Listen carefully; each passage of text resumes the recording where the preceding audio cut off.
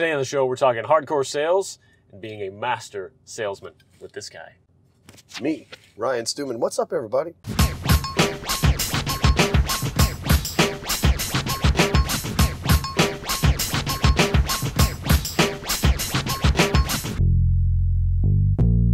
How's it going, Ryan? Man, it is awesome, dude. I'm excited to be hanging out, taking a ride. Well, thanks so much. You know, I was saying before we started rolling here that my whole podcasting career, and I've been on like 400 and something podcasts over the years, started in 2011 in the front seat of my car. Oh, so nice. It's actually like this. Like now we're full circle. 2011 to 2017. Now we're back doing podcasts in the car again. I dig it. I love it. Do you feel, is it a good thing, or do you feel like, oh man, I'm back to this crap again? No, man. You know, I was, it'd be a lot better in a Rolls Royce, but other than Yes. that, you know, then it's actually really cool. And you've got a fancy contraption set up here on your dash. So I've learned already just from getting in here. It's like, There we okay, go. physics. Perfect. Yeah. Man, I just got done reading your book, Kick Ass. Take names, phone numbers, emails. Just devoured that thing, man. That was awesome. And essentially what I learned is that you have had no problems in life. You've had an easy road. Yep, that's me. Just whatever you want to do, just golden happens. boy. That's right. So nothing is further from the truth. You worked your ass off time and time again. And you really are the hardcore closer. Just in not in that like horrible connotation of the word, but in sort of the best keep going at it when it comes to sales, when it comes to business development. Take me back just a little bit from, you know, what was it, 2008, getting with 25 bucks in your pocket and going? Yeah, we could start in 2008. You know, the difference between a fairy tale told in the North and a fairy tale told down here in the South. What's that? A fairy tale told in the North starts out with once upon a time, long time ago. Fairy tale in the South starts out, y'all ain't gonna believe this shit. So I've got a Southern fairy tale, right? You wouldn't Yes, you believe do. this shit, but it's 2017, and in 2008, I left federal prison with a $25 check from the federal government. That's the minimum they would give you. And so like you're indigent, you leave, you have nothing. And I went into prison a millionaire. I went into prison. I had made $773,000 the previous year. Oh my gosh. Went into federal prison and came out to nothing. Lost everything. My then wife decided to fall in love with somebody else about 90 days after being gone, crazy enough. And they took everything, sold all my properties, and she had power of attorney and everything while I was in there. So to say that my life went from being in love, thinking I had somebody by my side, to like, oh shit, now I'm one of these guys that like their old lady left them in the joint kind of a person was devastational. But then I got out, cashed the $25 check, and they charged me $5, by the way. Man. And them sneaky bastards, they put the check cash in place is like right next to a McDonald's, man. And like I wouldn't eat McDonald's right now if you pulled over and stopped and offered to buy me a Big Mac. I wouldn't eat it. Right. But man, McDonald's never tastes so good when you've been eating prison food for 15 months, you know. And so I spent probably 10 of the $20 right there on. So like, you know, shit. If I wasn't broke when I got out, I'm 100% more broke now because I've just spent 50% of my money. And so of the money I had to move in with my parents in a house that I actually bought them. Oh my God. So like and you know your parents, they're like always the same. It's like, well, we just can't have you continuing to get in trouble. Like, dude, I shouldn't even have been there in the first place. Right. You know, I had ended up going to jail for guns. There's certain guns you can't have with the federal government that you can have with the state government, except for, you know, nobody knocked on my door and told me the rules, you know, so I didn't know. But anyway, ignorance is no excuse of the law. Believe that shit. When they say that, they mean it. And I was ignorant, and it was not an excuse. Oh man. And what were you doing? How were you making that money beforehand? And mortgages. So I'd worked in the mortgage world and was really good at them. And real estate. I've been doing real estate deals as well. And I think I had like 33 or something houses at this time when I went in. Goodness. Renting them out, flipping them, all that stuff. And so that's what I would go do. I would go, as soon as I got out of prison, it took me about 90 days to nail down a mortgage job. And everybody thought I was crazy because in 2009, this was 2008, the mortgage industry, like people were jumping off these bridges that we're driving over right now. Like it was a mass exodus. They saw 49% of the industry leave. Right, like there's been very few industries in the world that have seen half of their workforce leave almost overnight. And almost overnight's 2 years, but in a big market like that, a multi-trillion-dollar a year per market, to lose 50% of the sales force is insane, or the workforce, not just the sales force. And you went head on into it. I didn't have a choice.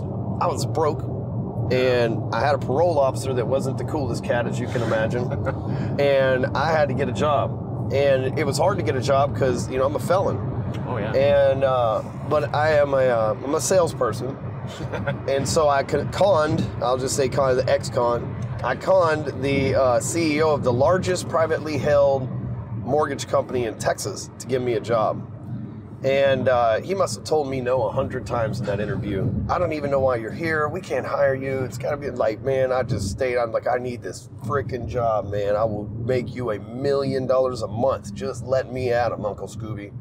And that's what I did. 90 days into working there, I broke records that they didn't even know you could set. Wow. And because I was hungry. Think about it, I've been locked up for 15 months, no money, living with my parents. Like, I don't know about you. You've probably been like, rock bottom might have been like an addiction at some point, or a girlfriend or boyfriend breaking up with you. But like rock bottom for me, this wasn't even rock bottom, right? Because I go down to rock bottom with a jackhammer. Like I'm ready to go deeper. You know what I'm saying? I'm not scared at all. I'm ready to go deeper. And so that's, you know, I get out, become top producer in the company. In 2009, I made almost $300,000 on my W-2. 2008, I didn't get a job until about this time. It was about October by the time that it all worked out. And so, and then in the mortgage business, there's like a 30-day pay cycle. So I didn't make much in 2008. 2009, I crushed it, became one of the top loan officers in the country. I was so hungry I would eat anything, and including McDonald's, mind you. And so 2010, Barack Obama passed a law. He signed, well, the Congress passed it, and Barack Obama signed it into law. It was the Dodd-Frank Act. And Trump's been mentioning repealing it and stuff like that. And one of the things with that said that if you were a felon, you couldn't get a financial license. And so obviously my career, no matter how good I was at doing mortgages, was over. It's just illegal, couldn't happen. It just couldn't. And, you know, people offered me, they would say, you know, well, hey, man, you know, you come work for us, pay you under the table. I'm like, not today, Satan. I just got out of prison, and I know if we all get in trouble, the person that's going to get the blame is the guy that already has the record. Like, there's no way that I'm going to, like, skirt any line. I walk a very fine line, sir. Right. And so I just couldn't risk it. But I didn't have any other skills. Prior to doing mortgages, I washed cars. And that job for the mortgage company was the first job that I'd ever applied for. Every other job I was given. So my stepfather, my adopted father, he he worked at the car wash, and so he gave me, you know, the job at the car wash. And then one of the customers from the car wash owned a mortgage company and gave me the job in the mortgage company prior to going to prison. So that's like the one job I've ever applied for in my whole life. You know, every other job I've been recruited. And so I had no skills. Yeah. So what happens at that point? I mean, you're sitting there, like the rug pulled out from you again, like completely, like there's nothing, that's in nobody's power, and it's just like, there it is again. What do you do with that? Well, I wanted to shoot myself, but the frickin' government took my guns. So I didn't have a choice but to get back to work and figure something out. Good thing about gun control, right? It's like, you bastards. But in all seriousness, I joke, right? Because I am a funny person, and I think if you can't make light of rough situations, then it gets really weird really quick. And so, but the thing was, I started calling up my referral network. You know, the people that I'd done, obviously I'd been a mover and a shaker, so I was trying to, you know, figure out who might be able to help me move and shake in a new direction. With what in mind? Like a whole new career then, obviously? Something else. You got to find something else. Right. And so I called up a guy named Mike Reiss, who is a business partner of mine now. And Mike was one of the top real estate agents in Collin County at the time. I think he was the top, and I did all of his loans. And he crushed it. And I called him and I said, man, we need to talk. I got to figure something out. And he's like, yeah, I heard, man, meet up with me. So I go meet up. I'm going to ask Mike for a job. Right? I'm like, I'm going to humble myself and just go work for my friend and build a business with him. And he didn't see it that way. He tells me, I got these DVDs that I paid $8,000 for. And I'm like, Mike is the cheapest bastard I know. $8,000 is like, it's like trying to get $1 million from me, man. It's like, he makes a lot of money, man. He's like, say, he was the #1 realtor around here, but in true realtor fashion, he ain't paying for nothing. And so when he told me he had these $8,000 CDs, I'm like, boom, man, who is this sales guy that got my friend to spend $8,000? So like a course. Yeah. Okay.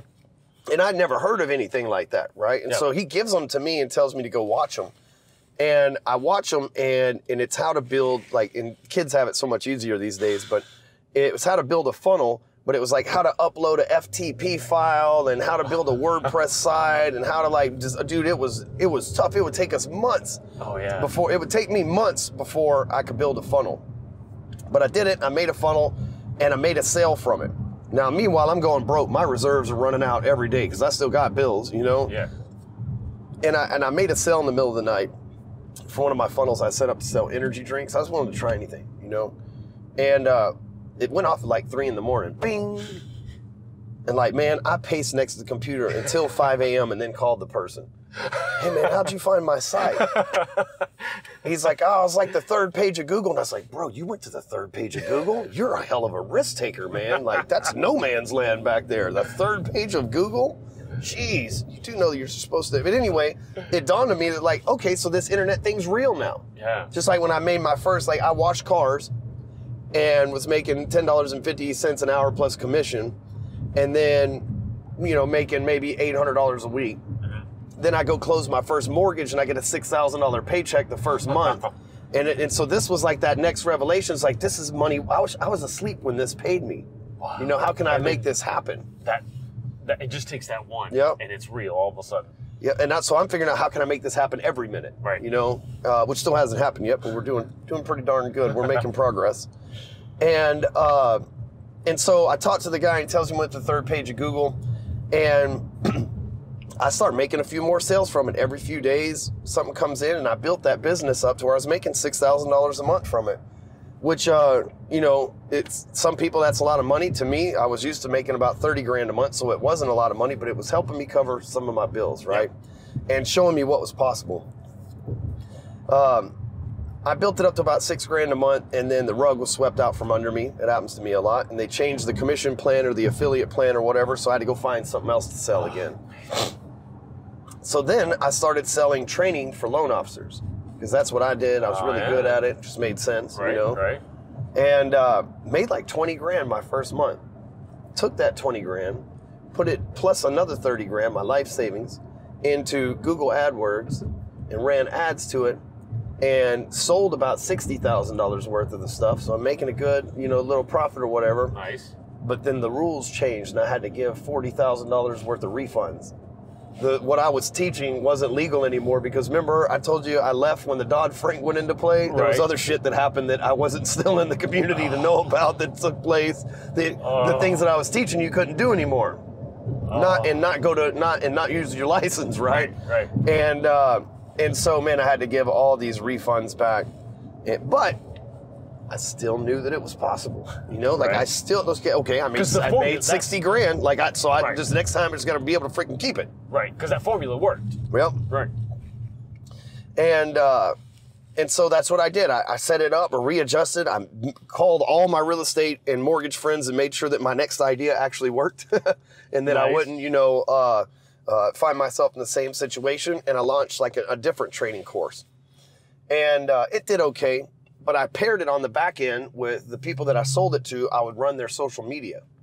And Gotcha. so I was like posting for them and stuff like that. And I built this company up to where I was making about $10,000 or $15,000 a month managing social media. I had a couple people doing it with me. And it just got to the point where it was just too much. You know, managing 70 accounts, 2 or 3 posts a day. It was just too much, man. Good grief. And so I pulled the plug on it. But during that 6 months that I did that, I learned. Because I was posting for, you know, 70 different people with all these personalities and answering messages. And so you learned the human side, you learned the algorithm side. Everything.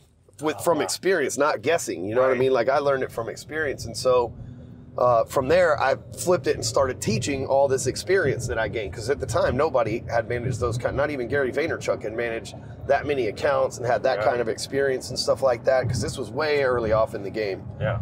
And so I started teaching the things that I did to get leads and stuff through social media. And this was at a time that was unheard of.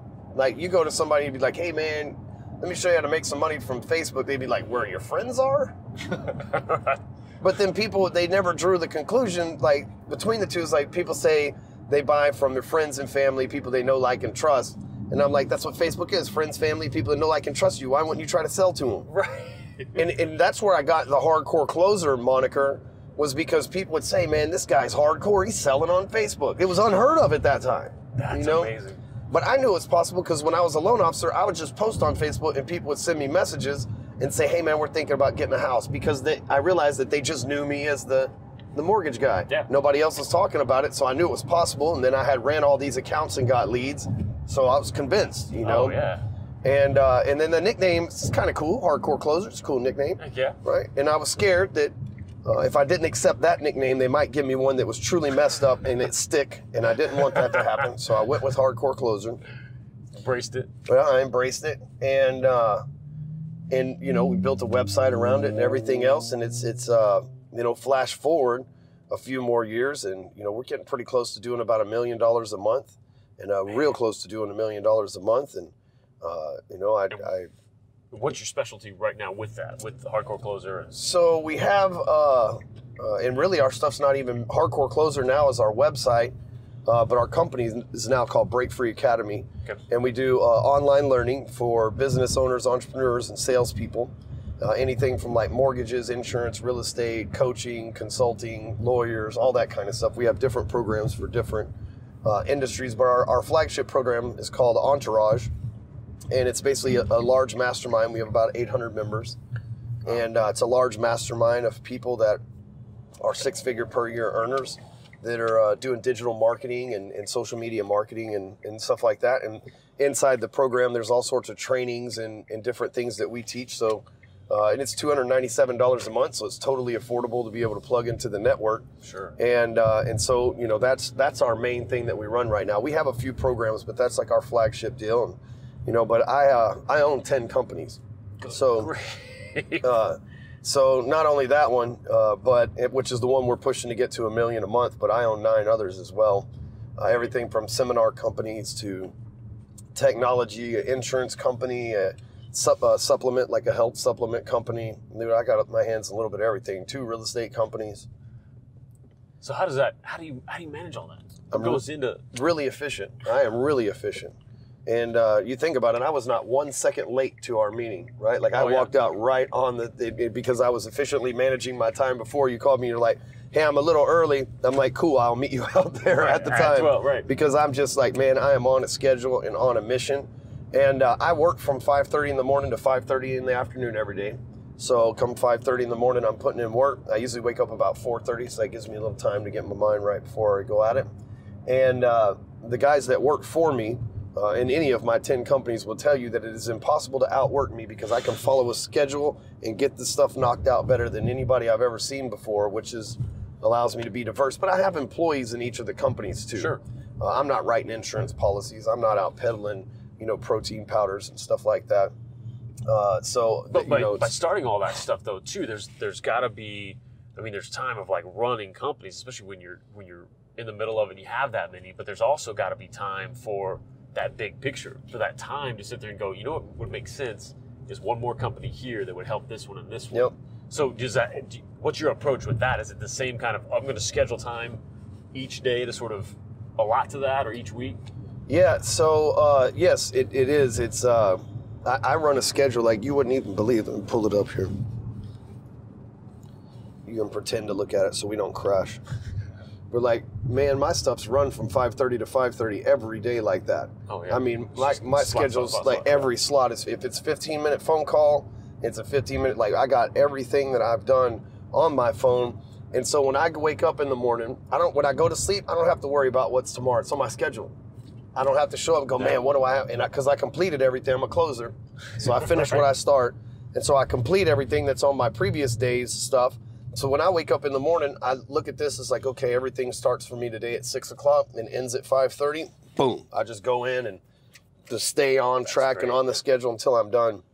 And I've been doing that for a long time now. So if somebody, if I look at a day where I have white spots, where there's open spots and somebody hits me up and needs something, nothing that anybody needs from me needed immediately. So, you know, like I'm not a fireman. You know what I'm saying? Your house is not on fire. It's not the end of the world if I can't get to you for 3 or 4 days. And so I just look and see where white space is, fill it out with whatever the person that's next in line that needs me, or the task that's next in line that needs me, and that's it. But when I get home about 5:30 or 6 every night, like I turn it off.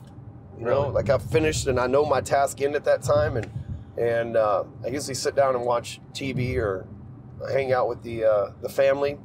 I'm that dad that, like, if I sit down and watch TV for like 5 minutes, so I fall asleep. I'm that guy. Going 12 hours solid and your mind's on and you're just hitting it, of course, man. Yeah. Yeah, I like a good, like, nap, just a little bit, and then I'll be up. I'll do it again. I'll get going again. When I work from home, I used to take naps. Now we have the office. I don't get to do that anymore. Well, I guess you could. I could. Yeah. But shoot, now I'm busy. You know, I'm too busy I got all these companies I'm trying to do things with. So. And how much in that, some of your training stuff, like the entourage and everything, do you sort of, number one, is it like a lot of really focused on sales in all of that, or is it full business development? And then does some of this work ethic and training and productivity kind of play into that, or is that like, hey, that's my thing, I wouldn't expect everybody, or do you, hey, this is what you need? Well, you know, it's funny because really I'm known as this like sales guy, but really what I do is maybe 10% sales. Okay. I figure everybody's probably pretty good at sales. The thing is, they're either, one of two problems. They either don't have enough people to talk to, they're talking to the wrong people, right? And so that's why they're not making sales, or they don't like what they sell. And both of those problems are easily fixable, because if you like what you sell, you'll be passionate about it, you won't shut up about it. Right. You know what I mean? Like if you like Pokemon Go, like there's things you can sell revolving around Pokemon Go. I got homeboys that love Tinder, and they sell courses on how to pick up chicks on Tinder. You know, it's like if you are passionate about something, then I'm passionate about Facebook. I've got courses on how to make money from Facebook because it's changed my life, you know. But so most people, though, they lack sales because they need leads. So a lot of what we do is around lead generation. And people think of lead generation as like, you know, prospecting, networking, cold calling, that kind of stuff. We don't do any of that. Everything that we do is inbound. So we look to have people reach out to us so that we can only talk to people. Like I said, that's so we don't talk to people who don't want to buy our stuff. We're only talking to people who have some level of interest. And then you teach that same process to your folks? And it's duplicatable across anything that you do. And I've been doing this for so long now that we've got thousands of videos and training, so it's just an unreal amount. But, you know, I tell everybody this, like we draw you in with the whole sales culture. It's like, oh, Stewman drives a McLaren, and, you know, he's a sales guy, and he lives in Willow Bend over here and all that stuff. But the truth of the matter is, we lure you in with that, but what I'm really trying to do is change your life. People don't know is I'm on the cool of Tony Robbins. I don't portray myself like that out there, but man, I can read people's minds and fix their problems really good.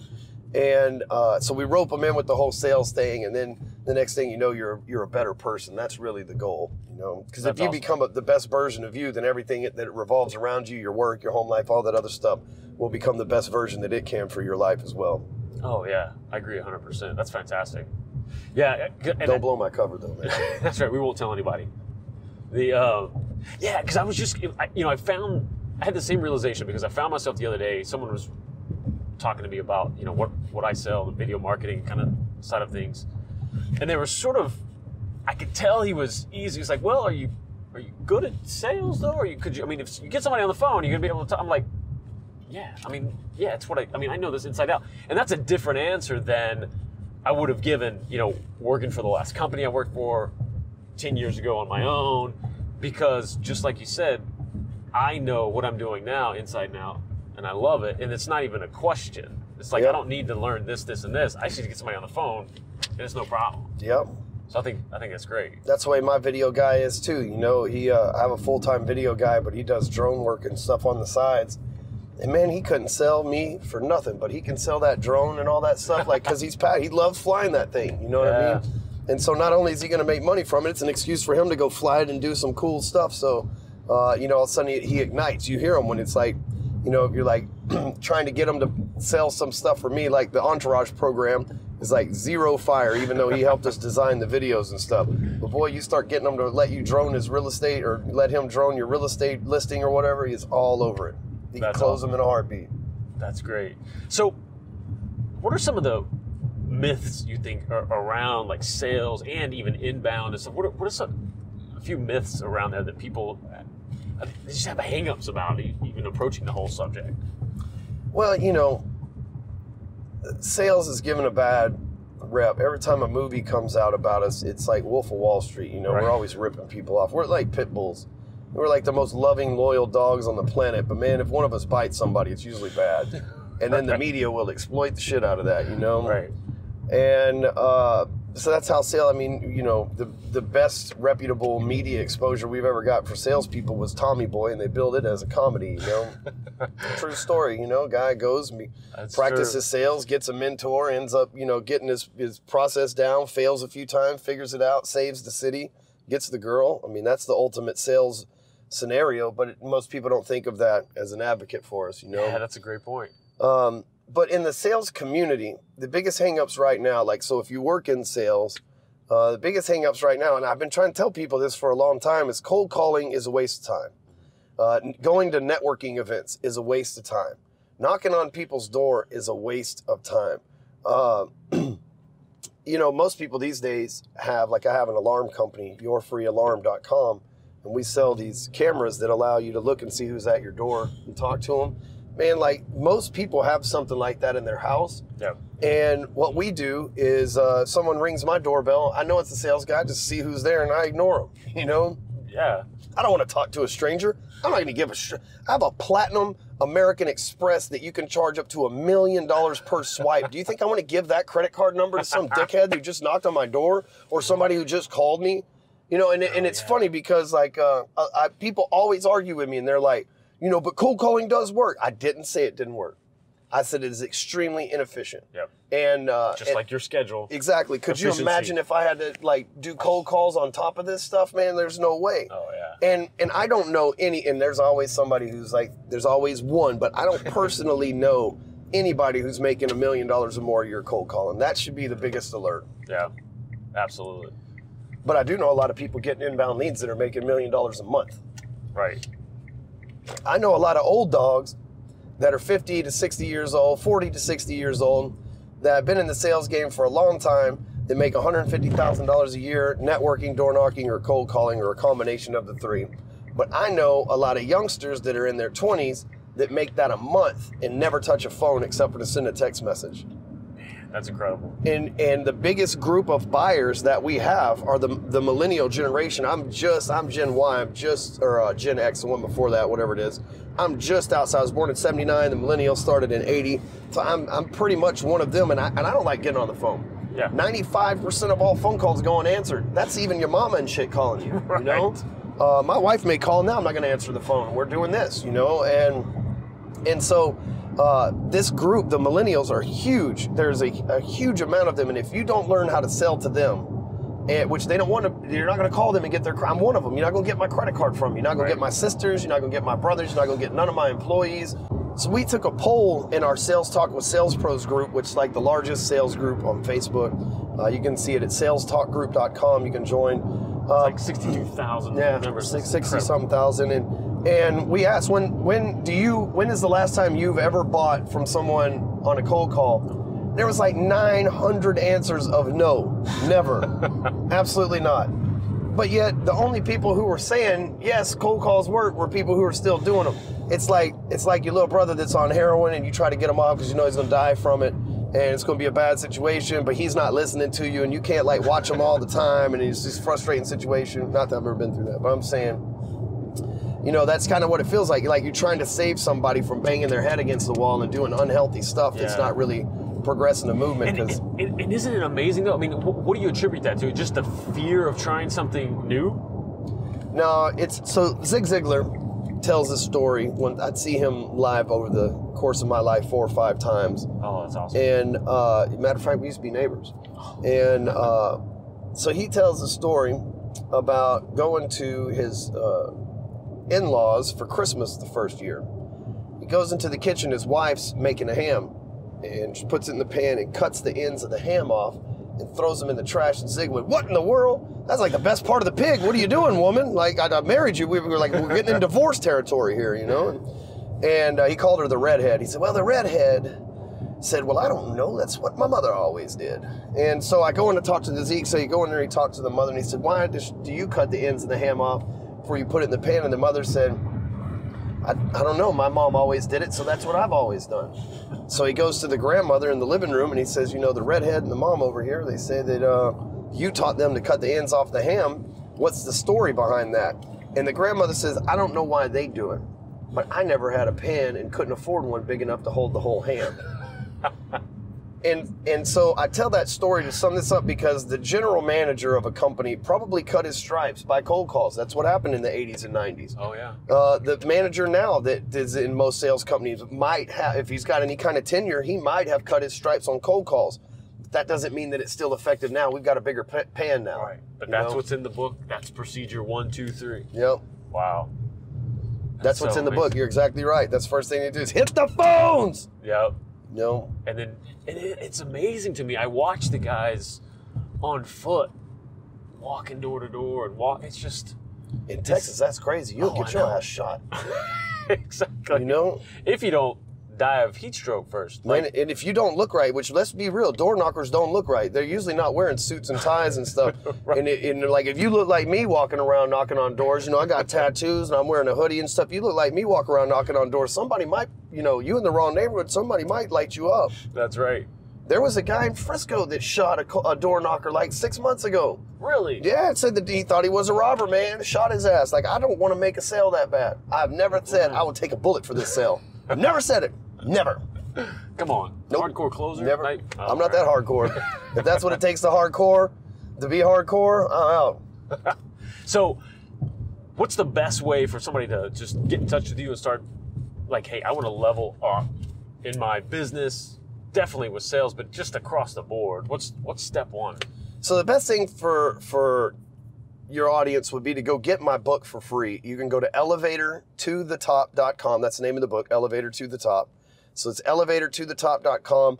The book is like, you just pay the shipping cost, so it's like minimum just a few dollars over there, and we'll ship it out to you. Inside the book, it'll reveal what the next steps are should you enjoy reading the book and you want to learn more and go into depth. But inside the book, it'll reveal what the next steps are. And you know, once you purchase that book from us, or once you get the book for free, you'll go through our ecosystem. So you get our emails and see our websites and all that kind of stuff too. But that'd be the gift I'd like to give your folks would be the book, because that book is it's a game changer for salespeople. Even it's everything you need to know from day one to retirement. So whether you're about to close your first sale or you're one of those 50-year-olds that have been doing this for 30 years, it's got information that will change the game for you. That's fantastic. Well, that's awesome. We'll send people over there. Ryan, thanks so much for being on, man. It's been awesome. It's cool. How many miles do you think we put on this thing?